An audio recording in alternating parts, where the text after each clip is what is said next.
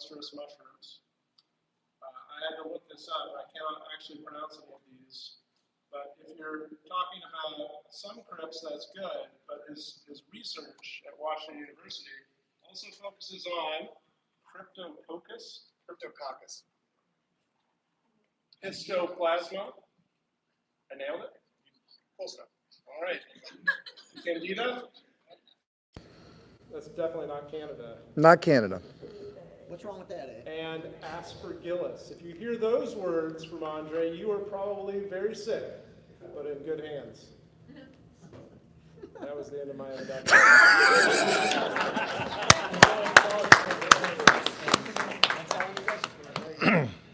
So, without further ado, here to teach us all about how to win at the HAP program.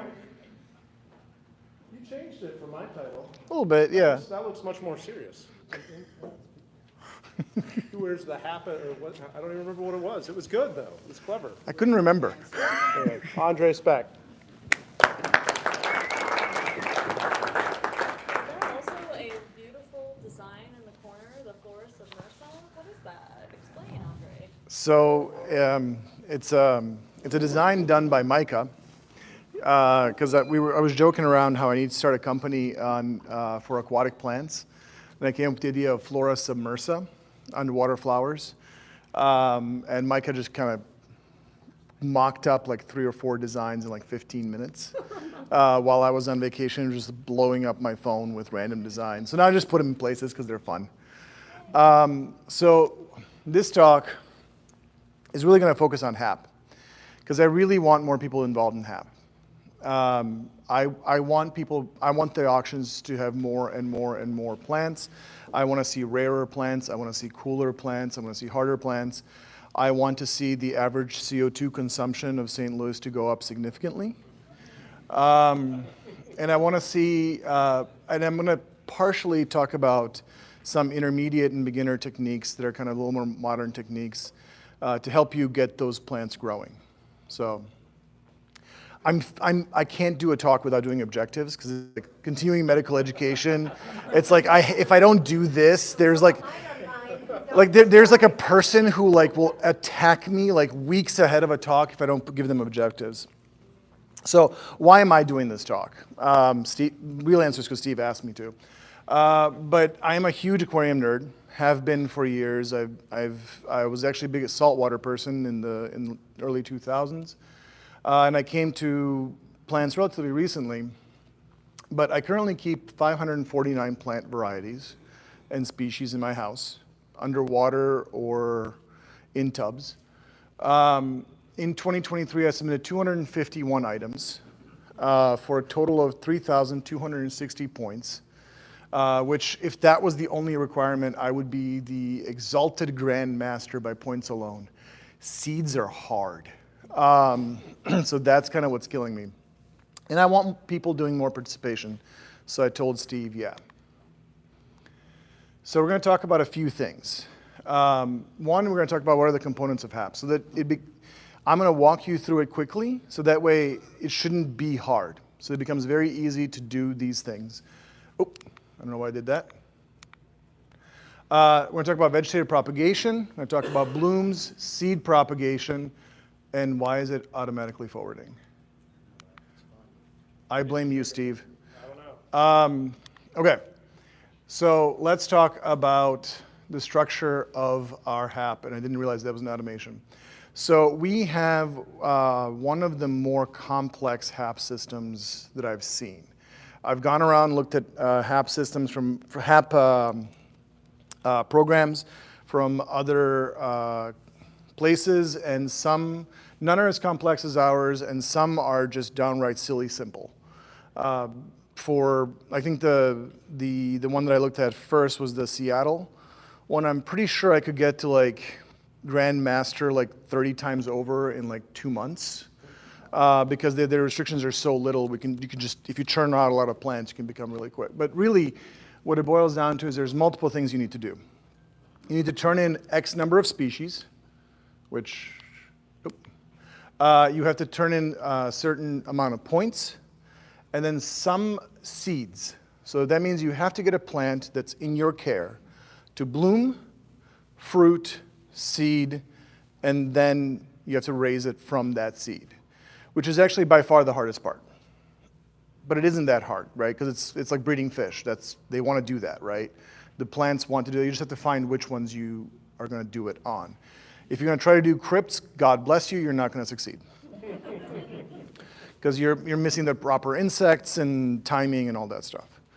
Sorry? Cattails. Yeah, cattails. And then you have to write some articles or presentations. So you have to contribute to the club as part of HAP. So how do we obtain points? So all propagation has to happen in the entrance pond or aquarium. You have to propagate them vegetatively. You have to own them for at least 60 days. So you can't just like go buy 2 and then turn 1 in. If the plant can be split, only the new growth is eligible for submission.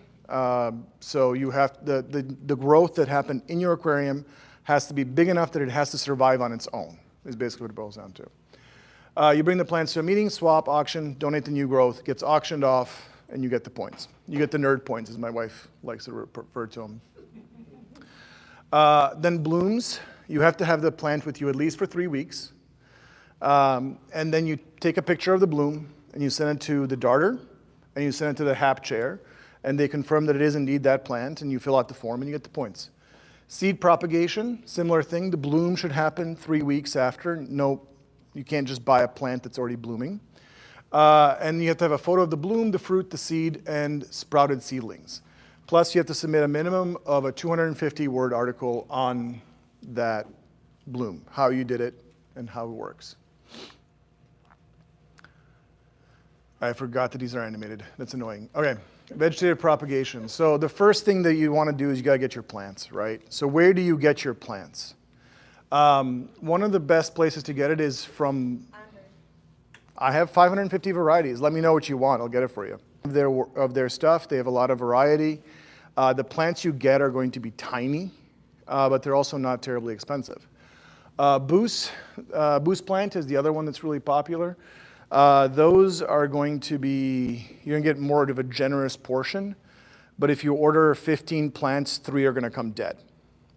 They have really issues with shipping, and my experience has been that they'll give you your money back, but like if you're ordering for like that one plant that you want and you get like 10 more just to kind of make the shipping worthwhile, inevitably it'll be the one that you want that dies.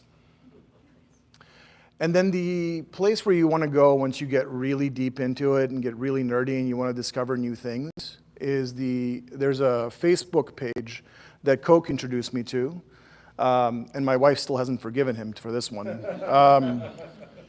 It's the Quick Auctions, the Aquatic Plants and Supplies. It's on Facebook. Some of the best aquatic horticulturists in the world are going to be auctioning plants. Brian from the club just got some plants from Joe Harvey, who is in Minnesota, and if a Dutch tank competition doesn't have him in top 5, it's only because he didn't show up for that one. So he grows some incredible plants and he makes some incredible Dutch tanks. So those are the places where I tend to start and get my plants, right? Then you got to give them the things that they need. And I'm going to talk about the things that they need. And this is going to be kind of the more of a meat of the conversation, and I'm going to try to go along on each slide. This is actually our club's par meter on my tub outside yesterday. And so full sun, it's 1859. That's how much par is on full sun, morning sun. This is not even noonday sun. You will never achieve that in an aquarium. And if you do, your electric bill will not be great. You'll probably need like $3,000 worth of aquarium lighting for a 20 long. Like that's just not something you can achieve. It just isn't worth it also, because what you're going to have is a lot of algae. Because if you think about the aquatic environments that have full sun without any shade, the two that come to mind are like lakes and ponds, and they're loaded with algae, or fast-running mountain streams, which have a lot of low-lying algae. and they're effectively getting 100% water change every 3 minutes. And so that environment is just very different than what you can reproduce in your aquarium, even when you try to kind of do a manifold aquarium.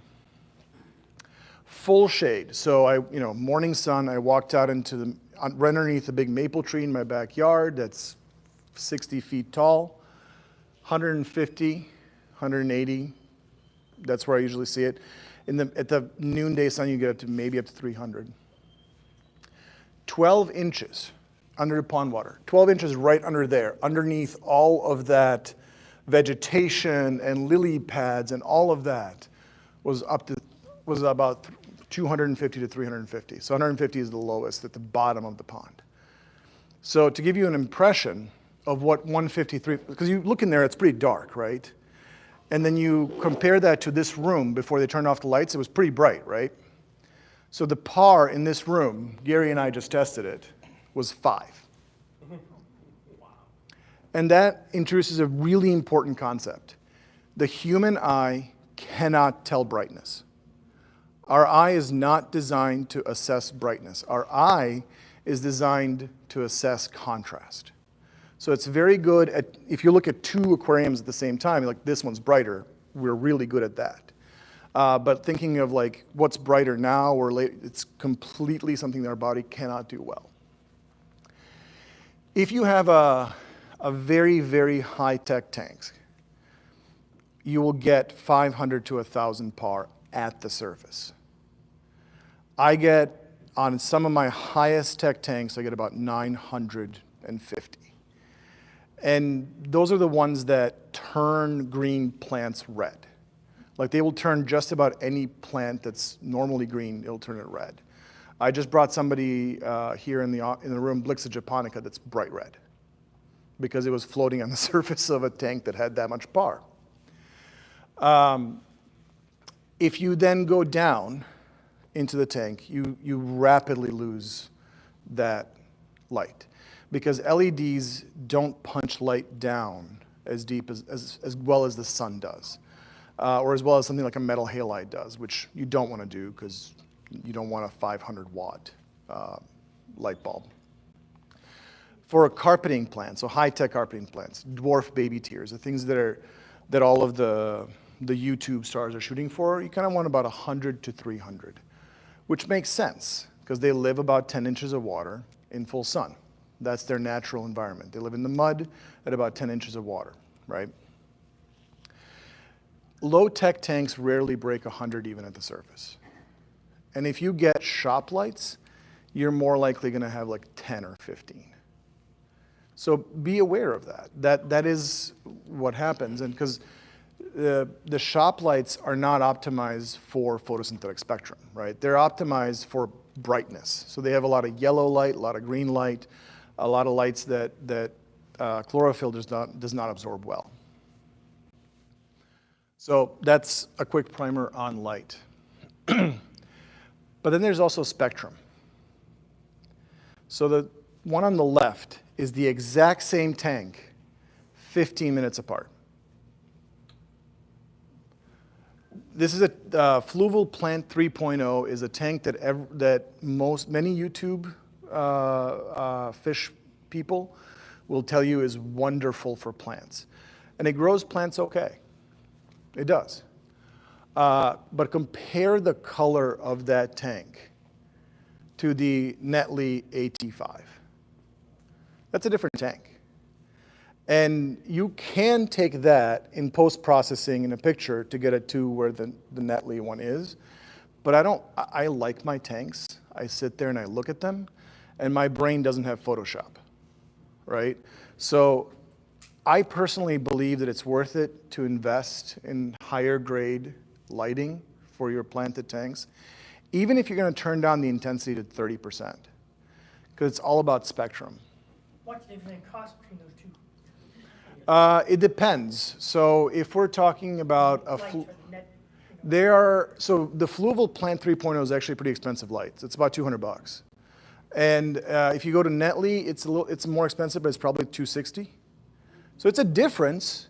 It's certainly more money, but it's definitely worth, if you're going to invest it. And like if you can't afford it this month, save up for another 2 months and just get the good one. Don't be like me and buy the fluvels and then decide to buy the other ones later. Because that way it's definitely a lot more expensive. Yeah. Are there any like aquatic lighting, like in other things, like things I can find at Home Depot that may provide that, similar strong? So strength you will get. So if you go to Amazon and you type in, you look for grow lights, you can find grow lights that are actually pretty intense.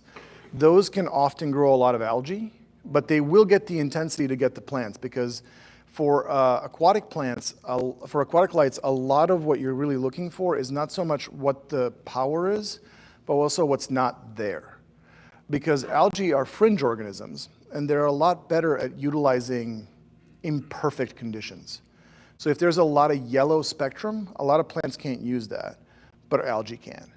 And so you'll drive more algae with those shop lights. Now with that said, I have a tub that I was using for hillstream loaches.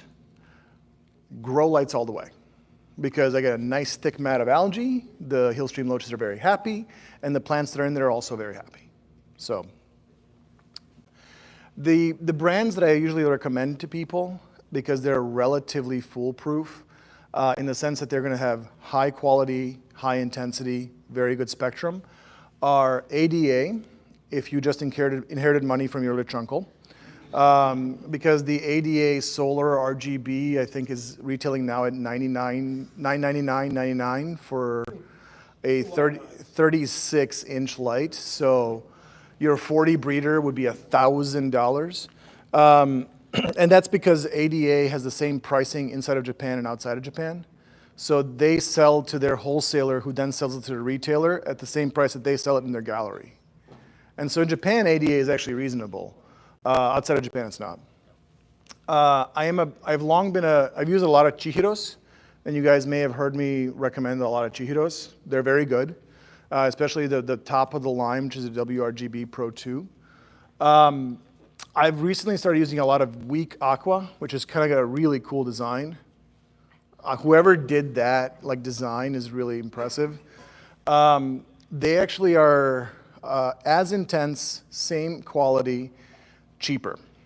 And they seem to have the same quality of light and duration of the light itself. And they also now have UV. So they're putting out some UV, which the other ones don't. And the weak app is a little bit better, I agree. What's the price point on the weak when you said lower? So it really varies. So Weak Aqua has like 7 different lines. You can get everything from relatively inexpensive, like $70 to $80 for like a smaller tank, all the way to $400 or $500. And is UV light unique amongst all? UV is unique. I'm not sure how much it matters, because UV gets absorbed in water pretty quickly, but nonetheless, it is there. And you can actually you can modulate it. So you can turn down the UV, you can turn it up. So you could do experiments with it. The one that's a little more newer on the market is Netley. I just bought a couple of them. They're really nice. There is the AT5s and the AT6. The AT6 will give you a sunburn. It's 156 watts of LED. To put that in perspective, a 36-inch fluval is like 35 watts. So it's like 5 of those. So it's an incredible amount of power. Not sure why you'd need it. The only thing you need it if you have like a 36-inch deep aquarium or something like that. And you wanted a carpet on the bottom. Because really, if I had a 36-inch aquarium, it would be a low-light aquarium.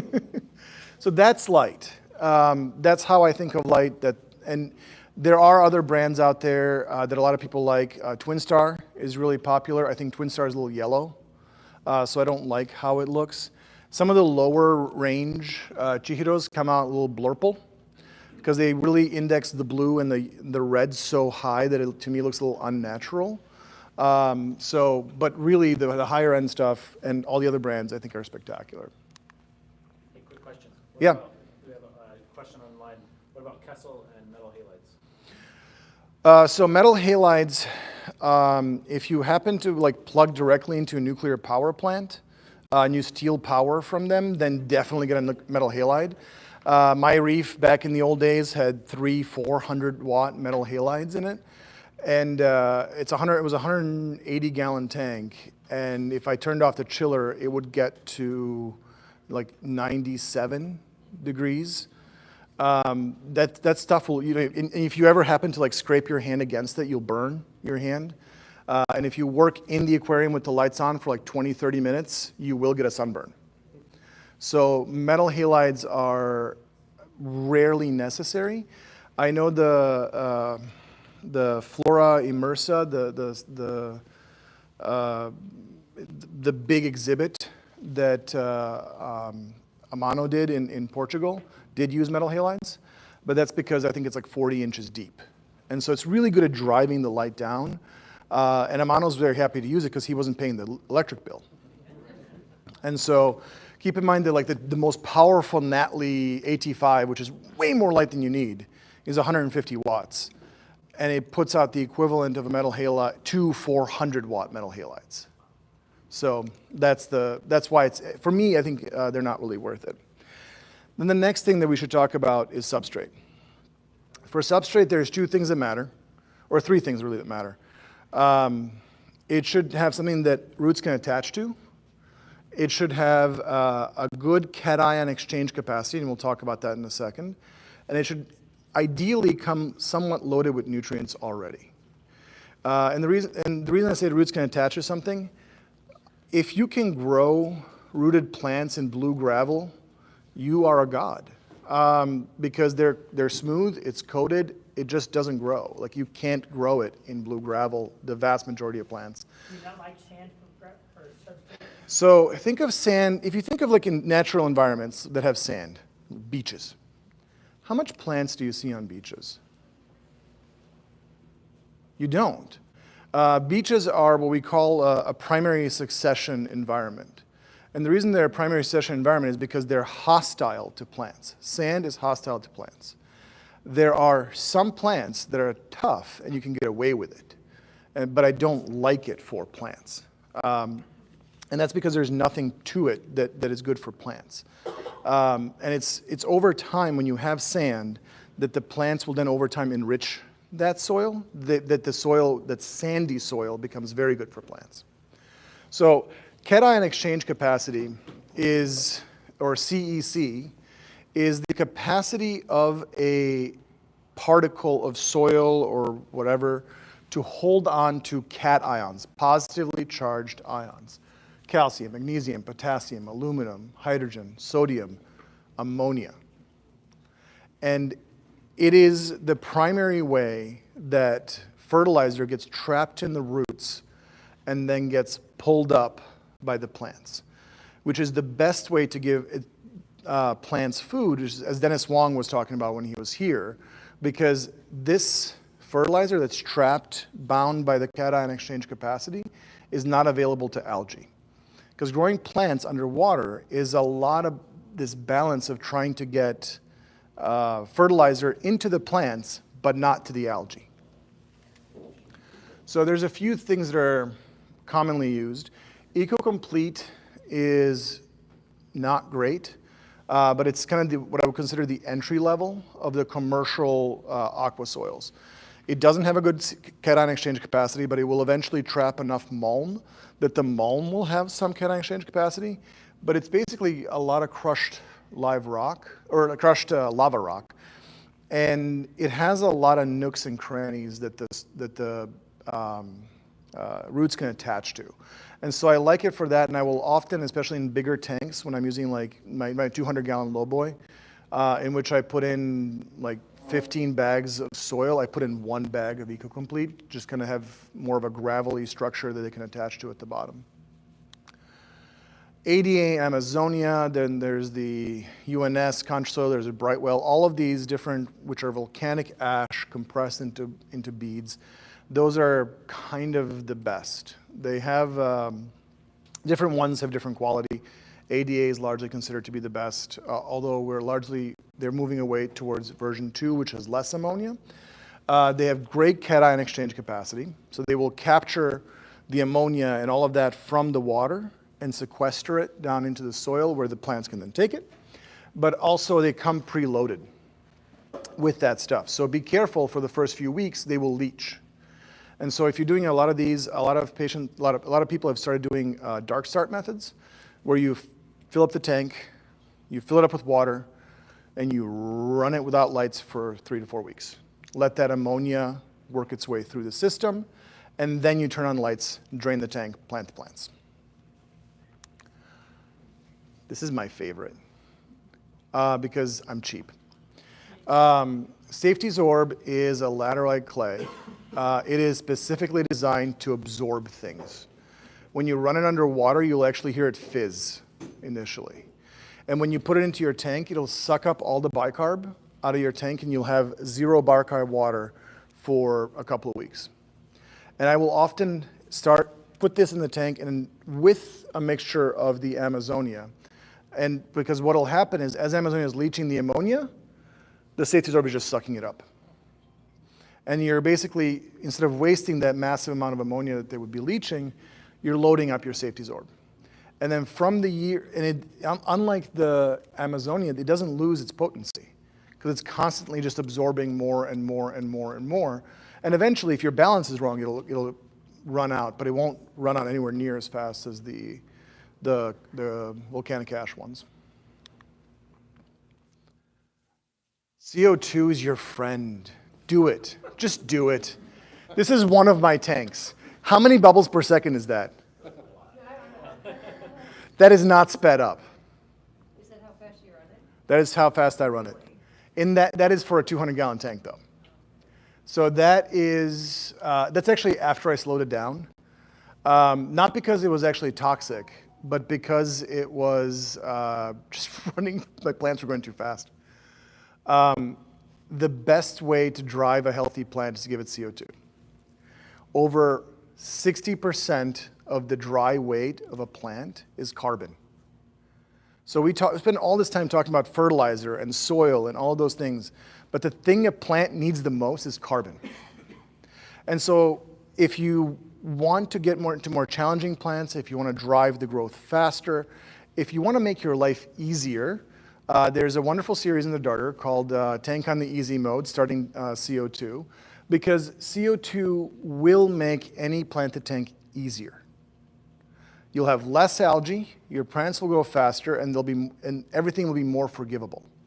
So it's just the only downside of CO2, as far as I'm concerned, is the cost. So if you're willing to swallow the cost in the startup, because the maintenance cost is dirt cheap. A 20-pound cylinder refill at Delta Gas is like $23. So that. How long will that last? On that, like 4 months. But I have one that runs 7 tanks in my fish room that range from the size, a couple of 40 gallons, a couple of 30 gallons, and that lasts 6 months, running 7 medium-sized tanks. So it's worth it. It's really very much worth it. If you're scared of this and you think, I'm going to gas my fish, start slow. Even like 1 bubble a second in a 40-gallon breeder will make a difference, because it's almost always the rate-limiting step on the growth of a plant. Fertilizer. The vast majority of commercial fertilizer is crap. And the reason for that is because they are really interested in making money off of you. And what you're really paying for is packaging and water. Water is hard to ship, it's expensive, it's heavy. And also this one right here, for our water, Easy Green, never use it. Easy Green has a very high phosphate level because it was designed in the Pacific Northwest.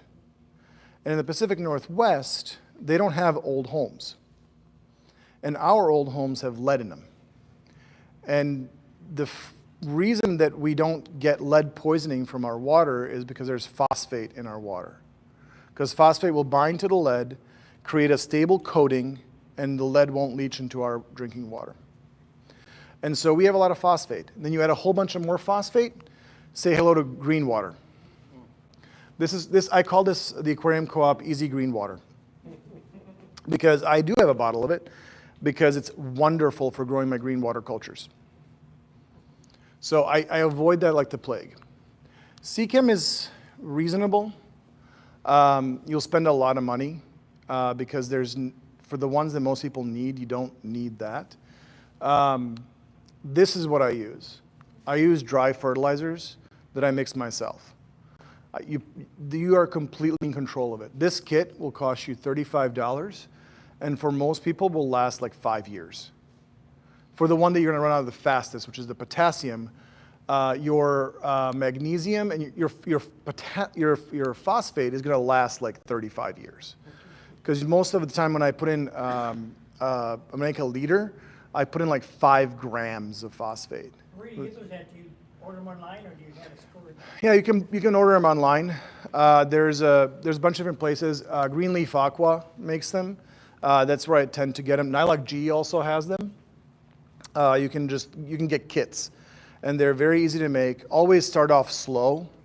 Get your tank used to a higher concentration. But if you're running a low-tech tank with a heavy fish load, you don't need all this. You don't need nitrogen. You don't need phosphate. There's tons of it already in there from the fish food and the fish poop. All you need really is potassium and the micro mix. That's really what you need. Potassium is low in every aquarium. I do a normal dosing of fertilizer. Some of my tanks are on dosing pumps, and they get potassium dosed 3 to 5 times a day because the dosing pump doesn't care how often you do it, right? And then when I do a water change, I will do a scoop of potassium into a tank because that's the thing that's usually, in terms of fertilizer, that limits growth. Sometimes iron, 95% of that.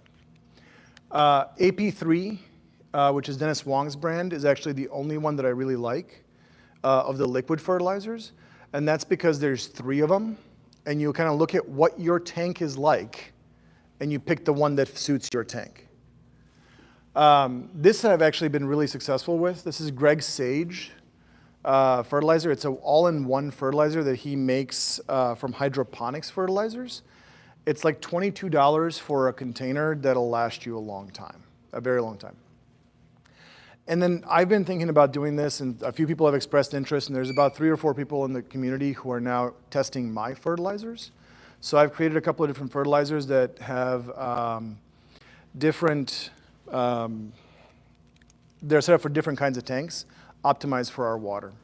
Because that's the other big caveat in the room, is that if you have a fertilizer that's designed for a water of the Pacific Northwest, which is 2 hydrogens and an oxygen, that's not going to work with us. Like, our water is different. We have lots of calcium, lots of magnesium. We need different things. So we don't need to add a lot of magnesium to our water. Oop. Don't know what I did there. All right. The other thing that's important to note is that when you're bringing in new plants, especially if you're bringing them from nurseries, they are living in very different conditions than you're used to. And then they're living in these conditions, and they're optimized for those conditions because plants are highly what we call pleomorphic. They have different shapes for different environments. That's how they adapt. The shape is their behavior, right? So plants living in a nursery, in a Florida nursery, being blasted with the Florida sun without being underwater are going to have a hard time going into your aquarium, especially when you realize that they're going into your aquarium after being in the post for 3 to 4 days. So they've gone from like this intense light to then no light. God knows what was happening with the temperature as they were being shipped. And then they're going into your tank, submerged. So what you want to do is when you get new plants is you want to baby them. And 2 things you want to do is you want to put them into established tank. Changing environments of a new tank are hard on plants. 2, if you can put them in an optimized tank, so good fertilizer, CO2, that makes the transition so much easier, even if ultimately you're going to be putting it in a very different low-tech tank a few months later. Because it's about getting it strong and healthy and then ready. And then the secret sauce that I like is Flourish Advance. The thing about Flourish Advance is kind of being sold as a fertilizer. It's not a fertilizer. It does have a phytohormone. So basically it has hormones. It's juicing your plants. It's got a lot of auxins. And when you put this in the water, what you're telling your plants is grow roots, grow roots, grow roots. And that's great because as soon as you add it, it grows, they grow roots, and they're ready, they're strong, and then they can start adding on healthy foliage afterwards. Because with plants, it's all about roots. People float them or should they plant them? You can definitely float them. It's a good way to get a plant healthy is to float them because they get a lot of light and access to CO2. Some plants don't like that. Crypts are not big fans. They will melt away. But especially stems, if you float them right on the surface, they'll do great. Just a question on that in advance. Whenever you use net oil, that also creates more root to your stem plants that you don't want to have roots on in the background? When you're transitioning, the above ground grown plant is not going to produce a lot of roots. And really, it's about getting them healthy and surviving. And stem plants, I don't care if when they first come in if they're going to be ugly, because you're not going to be using that forever. That's to be used for like 3-4 days when they first come in. It's just to give them a little bit of a boost in the beginning. And then, you know, they're going to look gangly and nasty, because that stretch of plant that was grown outside, those leaves are going to die. They're going to get algae. They're going to look nasty. No matter what you do, you know, God can't keep those good. Like, that's just not how it works. So then you just clip that off and plant them down and throw that other part out, because that part's no good anymore. It never really was, because it was always immersed grown. So the next thing where you can get points is blooms. So I'm going to tell you which plants to get blooms. Aroids, Boos, Anubias, crypts to some extent, but really even the rarer aroids like Roropaima will get really cool, very frequently will flower. And they will flower underwater mercilessly. This is one of my Anubias flowering underwater. This is the Roropaima, which is a really rare aroid, but it's also flowered within like 2 weeks of arriving in my house and hasn't stopped flowering. Another Anubias. Aponegitans. Aponegitans flower mercilessly. Get as many Aponegitans as you can. They're also great for seed propagation, which we'll talk about a little bit later. This is an Aponegitan natans, I think, that's flowering in one of my tanks through a massive amount of Sylvinia. This is Aponegitan bolivianum. And this is Aponegitan alvaceus. Any Aponegitan that you get, other than undulata, will flower very readily. So it's a great way to get a lot of cool, easy points. Plus, also, who doesn't love a flower in their tank? Like, it's kind of cool to just have a flower. Stem plants. Flowering stem plants is easy. They're super easy to flower because stem plants are weeds. Even the hard-to-grow ones are weeds. As soon as they hit that water interface, they will change their growth, and they will usually flower almost instantly. So this is immersed grown Hygrophila species chai that I got from Coke. Thank you, Coke.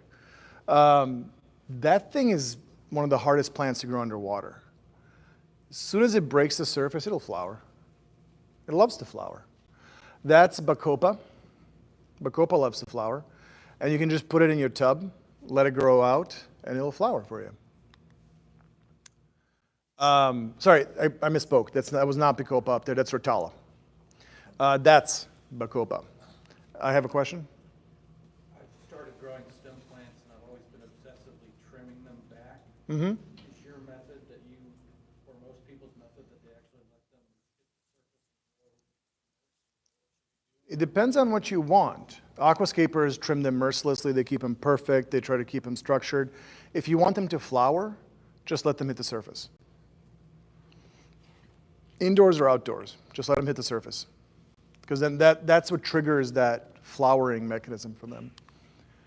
This is from one of my tanks, a lot of red. This is Amania senegalensis. I think I gave that plant eventually to Micah. I think that thing is like 4 feet tall. It's like that thick around. It's a house plant now. And it has these beautiful pinkish flowers right underneath. And that's how many stems will flower. You have to actually look for them because the flower will be nestled between the leaf and the stem, and they're small flowers. So you have to actually look for them before you find them. Echinodorus is a wonderful, wonderful plant to flower. This is one of my tanks. This is actually a video. So I'm going to give you a quick tour. There's about 15 species of Echinodorus in one tank. And when we get more towards the top, just follow how many flowers there are. When I took this video, there was 13 out of 15 species were flowering at once. At the top, you're going to see just flower spikes everywhere. If you give good soil and good aquarium conditions to an Echinodorus, it will flower. I haven't seen one yet that doesn't flower. Eriocolons, the pipeworts. They're cute little buggers. They're like tiny little things with spikes coming out of them. They look like little cacti that we have around here, but underwater. And they create these little puff balls. This is one of mine. You can see the flower. I am not a good photographer, folks. You can see the flower right up here starting to form. They will readily flower. But for eriocolons, keep an eye on them because the flowering can often be the terminal event. They will shoot all of their energy into the flowers, create a bunch of seed, and then die. So if you like it and you want to propagate it vegetatively and you want to keep it going, you don't want to create seeds, just clip it off. Just cut it off. Or if you actually just take it and you can pull it out, it'll get rid of the flower. Because otherwise they'll just spend themselves. Outdoor plants. It is so easy to flower plants outdoor in tubs and ponds. It's foolproof, right? Because you don't need to water them. There's a bunch of mulm. They do great. This is the black princess lily, which is my favorite lily. It's the darkest of all the red lilies.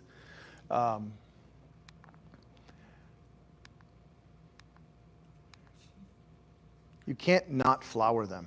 Just give them light, put them in a tub, they'll flower.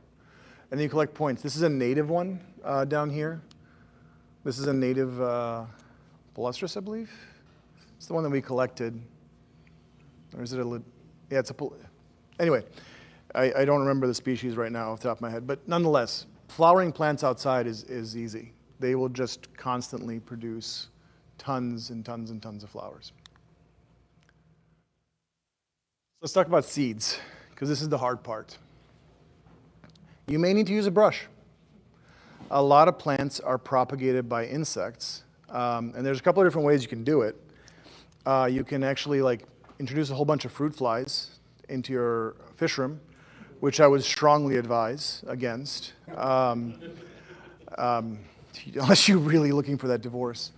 But you're just as good with a brush as a fly is, right? So you can easily just brush from one flower to another. But many plants will actually self-fertilize. So aponogetons are a great way to do this. The only thing you have to know about aponogetons, and I did not put an exhaustive list here because I want you people to read the Castleman book, Crystal Castleman's book, because she has a really extensive discussion in there about plant aponogeton sexuality. But some will self-fertilize and some will not. Like Aponogeton crispus will, Aponogeton novaceus won't. And so what that means is if you want to create seed, you need two of them. And they need to be flowering at the same time, which is not hard because they're flowering pretty much all the time. And it gets really weird because with aponogetons, everything gets really weird. So for example, the classic aponogeton, the one that everybody wants, is the Aponogeton madagascarensis, the Madagascar lace plant. That one has 3 colors of flowers, white, pink, and purple. And depending on the color, some are self-fertile and some are not. So you have to know which color they are before you can decide whether or not they're self-fertile. Barclaya longifolia is another one. You can often buy it as a bulb. This is a beautiful red plant that gets huge. This is the kind of plant that'll take up a 120-gallon aquarium. just by itself, which is not necessarily a bad display of like one giant red plant taking up a 120-gallon aquarium. And it'll form these flower pods, which can, interestingly, self-fertilize without ever breaking the surface of the water, which is pretty cool. And then you collect the seeds and you germinate them. I think, Gary, you wrote an article a few years ago about germinating these, and I think you postulated they need red light, as many plants do. But they often have very low germination rates, but you only need one for seed propagation, right? And that's what the flower looks like if it breaks the surface.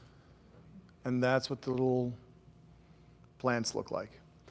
And as cute as baby fish are, so are baby plants. Like, it's just really cool to have a little seedling that like you nurtured from the mother. Stem plants are also doable to propagate with seeds as well. Same pictures as before. They will often self-fertilize, especially if you do them outdoors. Many of them benefit from insect fertilization, and there'll be plenty of insects around your tubs because they'll be drinking the water anyway. Pond plants, think natives, right? Micah has a wonderful talk that he gave at the Koi Society. Natives flower readily, and they will seed readily because they're adapted to this environment. So you don't really have to do much. You just kind of put them in your pond, and they do what they do, and then you collect the seeds. Like, I've collected water plantain seeds. I think it produced enough seed for like thousands upon thousands of seeds. The only thing about natives is that you may need to stratify them. Some of the, not all of them, but some of the natives will benefit from collecting the seeds. You put them in the refrigerator for a couple of months and then take them out because they need that dormancy to trigger germination. And the last part is the articles and presentations. So how do you come up with an idea for an article or presentation? So find something that interests you, something that stimulates you, something that you want to write about, because this is not a homework assignment. This is not English Lit 101. Like, you don't want to write something that you don't care about. Like, you don't have to write about the favorite plants of the Great Gatsby. You want to find out, like, just write something that interests you. Did you do something in your tank that was different from what everybody else does, and it worked? It's a great thing to talk about. Did something unexpectedly go wrong and you learned why? It's a great thing to write about. Did you get a cool new plant and you just want to tell people about it because it's pretty, like, it's hot pink and you just want to talk about your hot pink plant? Do it. And then when you have an idea, or want to come up with an idea for talks and articles, for presentations, you want to go talk to this guy. I stole that from your Maryville, or your LinkedIn, I think. And then when you want to write an article, the picture that's coming up now, folks.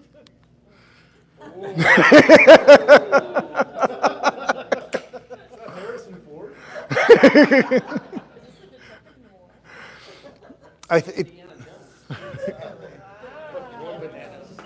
I found this on somewhere. I found this somewhere in one of your books, I think, online. But I love it. It's just, because I was asking for the Banana Jones photo. I asked him a few days ago, can I have your Banana Jones photo? And then like 3 hours later, I texted him back, never mind, got something better. So with that said, there's one thing I want to mention more, and that's this. So in the tradition of the speaker bringing in a gift to MASI, I've brought in a bag of plants. There are 30 of them. This is the sheet of what points you can get easily from those 30 plants. They will get you 3 seeds, several 20-point plants, and 515 points. If you do this, you will get master. The master horticulturalist with one bag of plants. And I'm guessing they're going to go way below market value. Which is good, because that means somebody gets to get 30 cool plants. And some of the plants you'll see on here are super common. So there's like hornwort and duckweed. Hey, duckweed works, man. It's 5 points. But also, there is Eleuchara species Murphy, which has been sold in St. Louis once when I brought it here for HAP, and has been in the hobby for like a hot minute. Utricularia aurea. There is, what's it called? Java fern India. There's a bunch of rarer plants, and there's a bunch of beautiful plants, including things like red tiger lotus, a couple of beautiful stems. So a lot of cool stuff that we're going to auction off today, including a couple of seedlings of the Eponogeton crispus purple. So with that said, I'm going to open up the floor for any questions that are burning that people want to hear. So how did you get a picture of the duckweed? So duckweed, you actually, to get a picture, you need a microscope. So if you have somebody who has a microscope, you can probably just bring like a handful of duckweed and there will be a flower. They flower immensely, they form seeds. Yeah, I do have you are welcome to come to my house and take pictures on my microscope. Yeah, just go over out there. Yeah. When my booths had been flowering, I had been cutting off the flowers before they're doing anything. Does the flower cause the rest of the plant not to grow as well? So flowers are energetically expensive structures. And so every plant that flowers will reduce its growth to fuel the flower. And so if you have a fruit tree, right, and it overflowers and it gets over-fertilized, especially with like when we do commercial growing and they bring in like massive amounts of bees, that will stunt a tree if you try to grow too many fruits on it. With boosts, I don't think it makes a huge difference. Like you'll probably have one of those situations where, oh, I had a flower for 5 days, so I got one less leaf. For boosts, I think the flowers are pretty enough that I think it's worth it. For the pipeworts, those you definitely want to cut off because they will literally fuel all of their energy into as much seed as they can and then die. So in that situation, you don't want that. How many tanks do you have like outside those tubs? So I have, my wife keeps count. I have 27 tanks in the house, and I had 5 tubs, I have 4 now. I broke one down just because I didn't like it.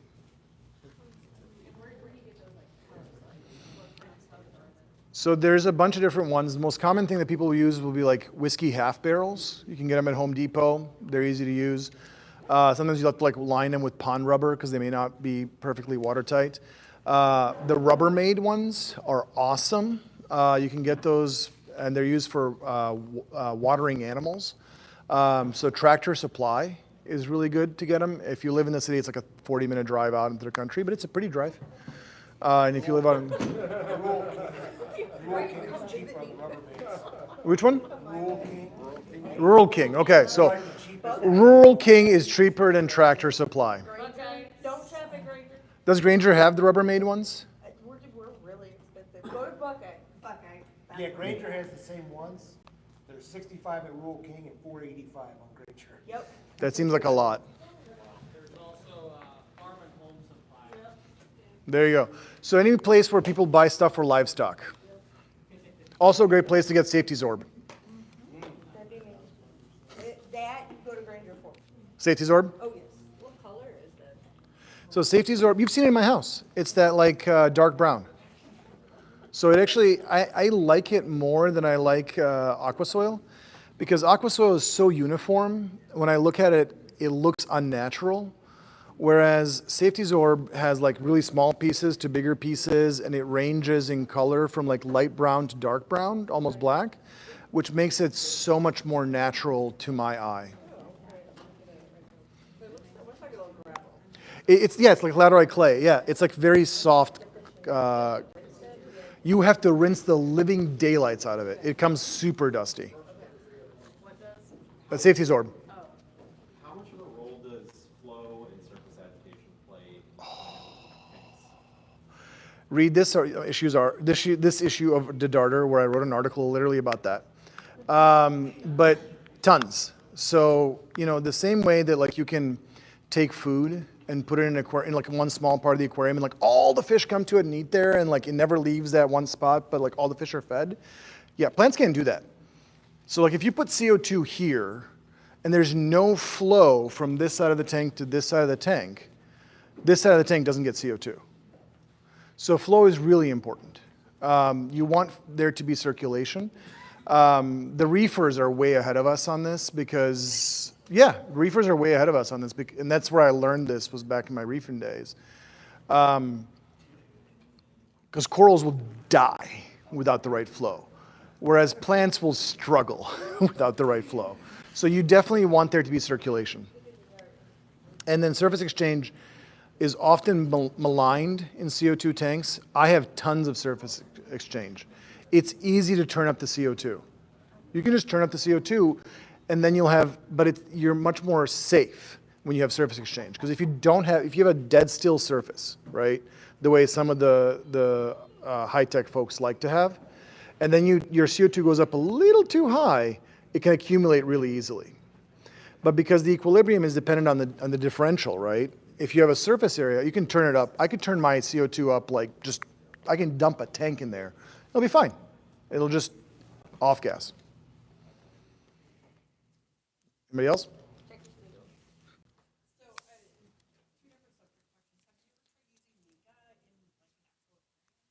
Using what? Leica, they're these little clay walls that you often see for like potted plants. Like the hydroponic stuff? Yeah. I use it all the time in outdoor baskets. So when I do baskets in tubs, I will do that a lot. If I want a plant to have, to suck up all the nutrients from the water. They look so unnatural to me that I don't like them. Yeah, so I played around with using them in somewhat immersed thing. It had more water than I wanted it to have, but mostly I was using it to just hold the plants down, and I had it covered with other stuff. So Interesting. I had a substrate mix that went over it. It essentially was on the bottom, so that they actually could kind of cling to it. But that's, I look forward to your Darter article about using these. It's been a long time ago, and I haven't really experimented with it since, because I couldn't find anything to suggest that it was safe to use in aquariums, but they're just... It's totally safe. They're inert. Yeah. They're inert. The only thing I've heard is that they do change the pH. They'll increase your pH over time, but I don't know if it really matters so much if you have everything to balance it out. And if you're doing water changes, So, yeah, I wouldn't hate that. The other thing is, have you tried using the Seachem fluoride? so Seachem fluorite is just slightly more wash safety sorb. Okay. I mix it in with aqua soil. Yeah, that's what I do with safety sorb. It's basically the same stuff. It's laterite clay. But safety sorb is $8 for a 40-pound bag. Okay, yeah. I am a big fan of $8 for a 40-pound bag because I can dump in for $30 enough to fill up a 200-gallon tank. And again, cheap. What kind of clay is it again? Laterite clay. Laterite? Yeah. Let's say I bought a bunch of plants in an auction years ago. They're really, really cool. I would like to do a submission with them. I have no idea what they are. How do I go about it? Awesome. Couple of things. The Crystal Castleman's book is a Bible. If you want to get serious with aquatic plants, you should have one. It's a little harder to find. You have to go online and buy it from her. The best way is buy it from her website. It'll end up being the same price if you buy it from Florida Aquatic Nursery or something. The ones that, but if you buy it directly from her, she'll sign it for you. So that's helpful. The other thing is you can look on the. What I like to do a lot, if I have a plant and I'm like, I have no idea what this is, but it was commercially bought. Then I will go on something like Aquatic APF, the Aquarium Plants Factory, or Boost Plant, and just kind of compare to their pictures and see what fits. And then I'll do a little bit more of a deeper dive into like actual texts. And if you're looking for what are valid species and what are not valid species, the Tropicos database, which is run by the Missouri Botanical Gardens, is amazing. Because if you go everywhere else, they'll be like, oh, there's 22 species of Salvinia. And then you go to like the Tropicos and like, yeah, there's 730 or something like that. They're just, a bunch of them are like really uncommon because there's like this one species that's like in a swamp in Malaysia. And it's like, it's in one spot. So like it's so uncommon that it's not mentioned in most other places. The If they have images to go with it and descriptions of what it looks like. So. Like serious scientific descriptions. Like that's when you want to go like really deep. The other things that are useful if you have crypts are, that's called the crypt pages. It's run by like the guy who like did the last 3 definitions of the crypt genus. And I believe he's the one who kicked Legonandra out of crypts. So blame him for that. And then there's also a Russian website that it can be translated into English, which I can share with you because it's really hard to find, that has all the Echinodorus variants. And there are hundreds. Because most of the Echinodorus that we see nowadays, like the pink miracle, the small bear, the big bear, red ocelot, those are all hybrids. And they actually will, like they'll have it written down for you what is hybridized with what. And it'll often be like the hybrid of these 2 hybrids, which are then hybrids of these 2 hybrids. Like it's really complicated. But you'll get it all, and you can learn a lot from them. So how well does the plant have to be identified before I can turn in the hack? To me, it's the most intimidating part. So it should be really well identified, but if you're really struggling, I'll help you. You can talk to some other folks around here, we'll help you. The what? The Crystal Castleman's book? Yeah, so Crystal Castleman's book is in the library. And if you're buying things commercially, most of them are not going to be that hard to find. And the MASI library has a lot of books on plants. Yeah, MASI library has a ton of books, and it's at Huber's house, and David Steele is currently digitizing the catalog so that you can actually, in the near future, hopefully, you'll be able to actually go online and search what we have in a reasonable way. Who does? Oh, Mizzou has I have not played with that, so I can't speak too much to it. Yeah, and keep in mind that pictures of plants online are often like the immersed form, and then you have the submerged form, and it's totally different. And then like there's a high-tech submerged form, and then the low-tech submerged form, and so just do your best and work with your HAP people. We're here to help you too. What we don't want is somebody bringing us like 7 bags of plants and say, figure it out for me. Like that we won't do. But like if you say like, I've done this and I think it's a bacopa, but I'm not sure which bacopa it is, we'll help you out. Earlier, you were mentioning the phosphorus in the water. Mm-hmm. And of course, I'm not on any city or water or anything like that, so is there a way to, is there some place or a way to test, have you want to test it to find out? Absolutely. So if you're on, Mine has calcium because I grow stalactites. So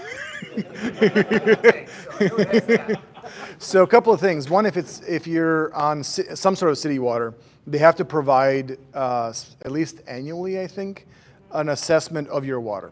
So if you call your city, they'll tell you. If you're on a well, whichever company created your well should have done a safety analysis of your water. And there are tons of companies that can do it. There's also a bunch of companies out there. First of all, you can just test it yourself. You can do like the phosphate and all of that. But if you want to go like really crazy, there are analytical companies where you buy, I think it's like $40 for 2 bottles, and you fill the bottle up, send it to them, and they do mass spec on it. And they literally tell you like, this is how many atoms of nitrogen, how many atoms of phosphate, all of that stuff. Or phosphorus, because they actually will do NMR. And so you'll actually get like a total breakdown of your well. Now, the problem is wells notoriously can fluctuate with seasons. So if they're like deep, like artesian wells, they usually don't fluctuate that much. But if they're wells that are a little shallower, especially during like agricultural season, their nitrates will go up and phosphates will go up because of the fertilizer. I don't know what's deep, but 480 feet. I don't know enough about wells to answer that question. Sounds deep to me, but like I don't know. No, the pH doesn't change. Okay. You drop a car battery acid in it, it doesn't change. Yeah. I just got, in my pool, I put 6 gallons of 20 bombriatic acid, still hasn't changed it yet. So, and then here's the other thing though. I'm still working on it. But then like move towards plants that are really good. So there's plants that like if there is a pH above 6.5, they die. Yeah, I know a lot. That's not for you. those are not for you. But there are The ones that have ever been sold here, water sprite, can't survive. there are tons of plants that like harder water. Valves are a great example. Gary has the Lake Tanganyikan valve. Yeah, I think Like- some of those work good. Like those are, so it's kind of moved towards that. Plants will take hard water. Yeah, swords can take hard water pretty well. Yeah. Anubias, Yeah, Anubias will take whatever. duckweed grows good. Yeah, Anubias will, most Anubias will grow anything from like car batteries to Drano. Like it'll just grow from like a pH of 1 to a pH of 12. Yeah, I've You had. mentioned green water. Yes? You can't do that in my house. Yeah, it's quite possible that you just can't you can't create green water I if could you're, put 2 gallons of that green stuff in it, sit it outside for a month and it won't turn green. yeah, you might have like really different water. Must be something in your water, because my well's 1,200 feet deep and I can grow green water. So Gary was Takes just, a while. so Gary had a question for you. Are you near where? Are you near Weldon Springs and all that radioactivity? No, it doesn't come out green. Okay. So I think we're running out of time. If you guys, if there are any lingering questions, feel free to email me, message me on Band. I'm happy to answer, help people out. Let's get more people into HAP. So thank you.